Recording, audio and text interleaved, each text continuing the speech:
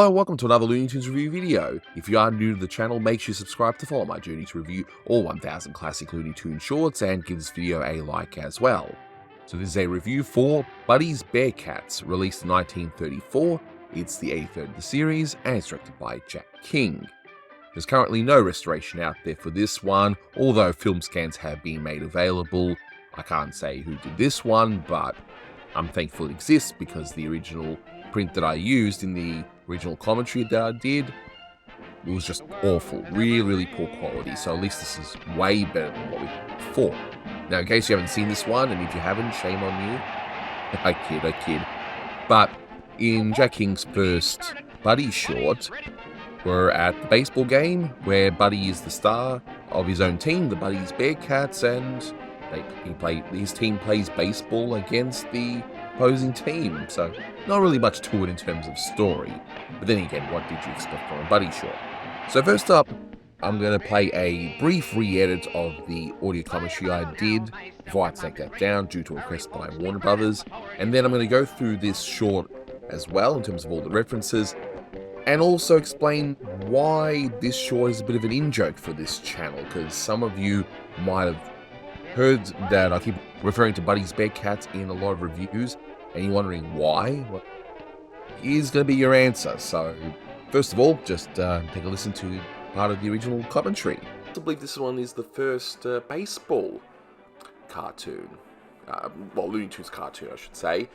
And what's also interesting is how they... I love how it scratches his butt there. Sorry, I have to mention that. But it's interesting how there's not really much about Buddy. I mean, obviously he's in there as part of the team and all that, but a lot of the gags. So, a few things to talk about in this one, thank goodness. I mean, first of all, it's a very funny cartoon. Thank goodness for that, you know. But Jack King, as you can see, his name's showing up, and this is his first cartoon as part of his time at Warner's. And yeah, he definitely brings a different style to this one. I mean, I'm familiar with Jack King, of course, with his Disney work, especially his Donald Duck shorts. So he would basically be at Warner's for around 2 or so years, and then because he couldn't direct color cartoons, one of the reasons he accepted offer to go back to Disney was to direct color cartoons. But, yeah, so Jack King, when he came over, he came over with Tom Palmer and Earl Duvall, and you know when Leon Schlesinger had to restructure the studio because he lost those directors, or rather, you know, he fired them. But yeah, then Friz Freleng would take over a lot of the Merry Melodies, and Jack King would do a lot of these Buddy shorts. So that was just part of the original commentary, and the rest of the commentary wasn't really that great. When I revisit some of those old commentaries, you know, some were good, some maybe not as good, but that's how it is. And that can apply to the quality of Buddy shorts. Some are good to decent, and some are absolutely awful. Thankfully, this one is one of the better ones. In fact, it's probably my favorite, or close to being my favorite. It'd be at least my top 5. It's not exactly exciting to do a top 20 or so list of all the Buddy shorts, but anyway, you know, maybe I'll do that one day, once I revisit all of them. So one thing I want to mention first up is that commentator that you see later on, so that's a parody of Joe E. Brown, and if you see what he looks like in real life, well, he definitely had a face that was ripe for caricature, and he had that big elastic type mouth, and in this shorts, well, they put that to good use in quite a few really interesting, wild shots. And most people might know him for when he was older, and he utters that famous line at the end of Some Like It Hot, where he says, well, nobody's perfect. And his appearance here also makes a lot of sense, where he was in a series of movies that were baseball-focused, like Fireman Saved My Child from 1932, and Elmer the Great in 1934. Plus, he was a sports enthusiast, so again, that all makes complete sense. Now I'm going to explain why this short is a bit of an in-joke. So when I was watching all of the Looney Tunes in order for the commentary series that, well, I had to pretty much stop and replace it with the review series, and then going back and redoing a lot of the old commentaries that the since take down, so eventually they'll all be reviews. But the in-joke is that for a while I was watching these shorts, and some were good, some not so good, and some absolutely awful, like the recent Buddy of the Apes and that sort of thing. But as I was watching through, this one just felt like it came out of nowhere. It was one of the wildest shorts I had seen, and after watching just ordinary short after ordinary short after ordinary short, and this one contains some really wild and just crazy angles, and some of the gags in there are just really, really bizarre as well. And in the comments section, I was pointing out how wild and crazy this one was, and people were like, what are you on about?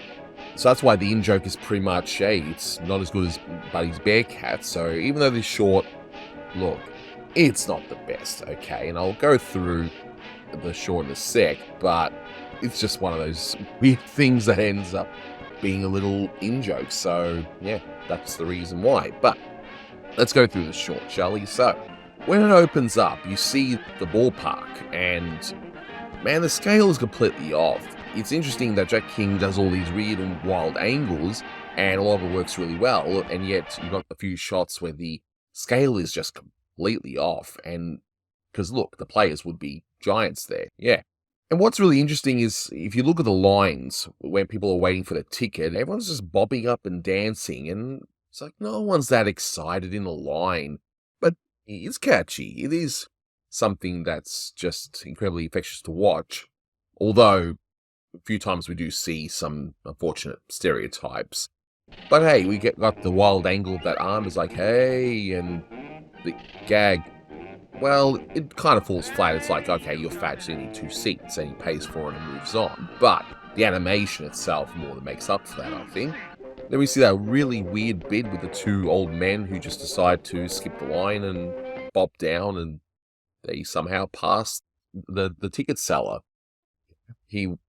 I guess he was more interested in making fat people pay more and not these 2 people passing by. But anyway, so we end up seeing Buddy, and of course, he's the star of this short, even though he's not really as much in it. A lot of the gags seem to be more focused on stuff around Buddy, and that's what they had to do at Disney Studio when it came to Mickey, because he was such a bland character, at least at that point in time anyway. I would argue that his earliest shorts, he had a bit of a mischievous streak, and he was definitely a lot more interesting. But Buddy was never interesting, of course, as he was an adult character. And at least Jack King figured out, hey, let's make some funny stuff around, and sure enough, he did that. And again, not all the gags work, some do, some don't, but at least he has also some interesting animation to make up for any shortfalls. And I guess this short is also the only time people are desperate to see Buddy as well. They're trying to peek through the fence hole to catch a glimpse of Buddy. I think this is probably the most popular he's ever going to get, right? And the best part of that particular sequence is that guy just so happy that he's staring at Buddy that he's just wiggling his butt, and then the topper of that dog just scratching himself on that person's butt. So, hey, okay, fine, whatever. So we see in the crowd a redesigned Cookie. You wouldn't probably know it's Cookie until later on. You think it's just some random girl that seems to have a thing for Buddy. I only know that it's Cookie because I learned that later on in the short, right? So this is either Cookie with another hairstyle, or it's another girl with the same name. Maybe Buddy has a thing for girls named Cookie. I don't know. You pick. But that music that everyone's just bobbing to, that's really, really catchy, it's called Out for No Good, and it's done by Harry Warren. And Harry Warren should be no stranger to the Looney Tunes fans, because he's done a lot of music that's been used in Looney Tunes years. And then we get to the people selling the concessions. So we've got the guy at the hot dog stand. I'm pretty sure that people in charge of concession stands aren't that excited, especially when there's long lines of people waiting.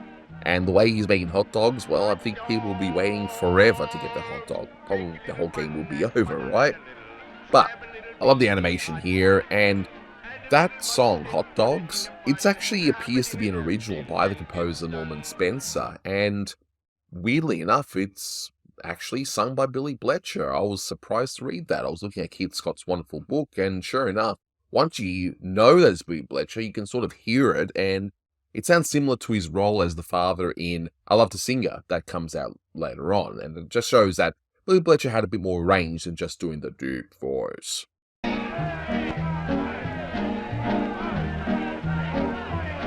Hot dogs, take a little bun and butter it a little. Stab a little beanie hot on the griddle. Add a little mustard, put it in a bun. Wrap it in a napkin, then it's done. And then we see a weird gag involving the soda pop just being flown to the guy, and just, I don't know. The animation is very lively, at least for the time, but is it funny? No, but hey, it's charming, it's charming. And we're halfway through the short, and we're going to finally see some baseball. So this whole time, we just had gag after gag of just all the random stuff that happens before the game, people sneaking in views of the game, and people getting concessions and that sort of stuff. But we finally get the announcer who introduces the teams. But it's just amusing that the visiting team just happens to be, well, evil. So you got this person in charge of the team. He just looks like a stereotypical vaudeville villain, and he even does that evil laugh. It's like, why? Just because it's a visiting team doesn't mean they're evil. But then again, some rabid sports fans might beg to differ. But anyway, I'm not a huge sports nut myself. And again, if you look at the baseball diamond, the scale is definitely off. Again, is it a big deal? No, but it's just interesting that they were still, I guess, fine-tuning their animation and drawing skills, because this is still a new studio. It would have been open for, what, about a year now? So there's still, along with all the hiccups that happened up until now, I'm surprised that the studio is still functioning with the firing of 2 directors and all that stuff. So then we see more of the Joe E. Brown character that I mentioned before, and seriously, the animation of this character, whoever did that, has definitely gone to town here. It's just incredible that we're seeing such expressive animation. In fact, the closest I can compare it to is what Clamper did in the 40s when he takes over Tex Avery's units. It's, maybe not quite the same, but it definitely reminded me of that. So we get to the baseball game, and weirdly enough, so we see Buddy pitching, and then he's already batting. Weird cut there. So I guess we'll just use the old Simpsons thing saying, I hope somebody got fired for that blunder. So, yeah, I get it. It's probably just, hey, some time has passed. We're not going to show you the whole game in this short. I know. But it's just weird the way it was done here. So the visiting team has a villain there, and yet Buddy seems to have to resort to cheating using a roller skate on his back. It's just a really weird choice there, and it's okay. And you've even got other scenes where it's, okay, what kind of a baseball is it? It says it uses like a wind-up baseball, so Ken is cheating. And then the third part is you got the catch of that ball where clearly the ball was hit for a home run, but no, we just use an extendable glove. But then again, they're the home side, so I guess the home side doesn't mind if the home side cheats, right? And in another bit, there's that character that's saying, we want buddies, like a big gentleman, but what a weird design. I wonder who actually designed some of these characters here. In fact, I wonder who did the caricature of the Joe E. Brown character. So if you have an idea, definitely let me know. So later on in the last third, it gets even weirder, in my opinion. So you got them chanting, we want Buddy, we want Buddy. So it implies like Buddy hasn't even played at all, even though he clearly did, and of course cheated as well. So he's walking around sad, like, why? Did something happen in this game that we didn't see? So he's now really sad. And then all of a sudden he's having this existential crisis when his team's clearly winning. The bad guy's not shown to be in any advantage at all. So I don't get it. It's just a really weird thing to happen in this short. But anyway, that's probably why I like this short even more now, because of just how ridiculously stupid it is. And then, of course, Buddy's like, yep, I'm going to do it. And he wins the game, and that's pretty much it. Yeah. This short's just really, really bizarre. I mean, I love this one because of how ridiculous it is. You got the grotesque animation all over the place, which is such a shame that Jack King would do this for a while, but then he would just stop. Maybe he was just getting into a rut and he really wanted to leave. He wanted to do color cartoons, and of course he couldn't, so he goes back to Disney where he would do the Donald Duck cartoons, and even there he wouldn't do a lot of this grotesque type animation, so it's a shame that he stopped doing that and the weird angles. I figure maybe he wanted to do it at Disney, but Walt probably said no, because his cartoons are not like Warner Brothers, basically. They're their own thing. So hopefully this clears up some of the mystery, in case you've heard some of my reviews, why I keep mentioning Buddy's Bearcats. But what's the rating on this one? Yeah, you know what? I'll give it 10 out of 10. I'm kidding. Look, the real rating for this one has to be about 6 out of 10. It's a really bizarre cartoon. There's no real story to it. Some funny gags, some great animation here and there, but ultimately, it's kind of forgettable in a lot of ways, but I have to be objective. But between me and you, it's really 10 out of 10, alright? Anyway, that'll do it for this one. Thank you so much for watching, and until next time, take care.